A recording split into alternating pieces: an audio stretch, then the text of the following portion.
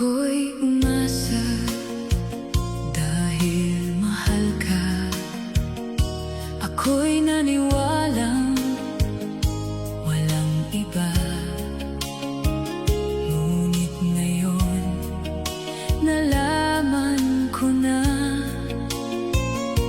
may iba ka na palang sinisinta. Sa iyong paglisan ay hahayaan, di ko mapipigilan